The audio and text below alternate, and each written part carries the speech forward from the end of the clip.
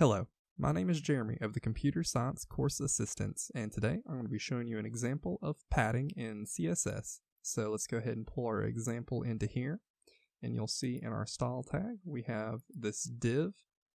We've got the position, the border, background color, and the ones we're going to talk about today is the padding top, right, bottom, and left. And so you'll see we all kind of have different numbers right here. We have some text that's going to show up, so let's go ahead and see what this looks like in here. And so you'll see padding bottom 30 pixels, so it's kind of has some extra bit right here. But from padding left we have 0 pixels, so it's just kind of almost aligned to it right here.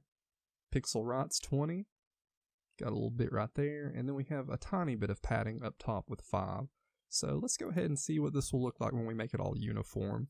So we'll go ahead and make that 10, this one 10, 10, and as well as this one, we're going to make them all 10, and then we're going to go ahead and save that.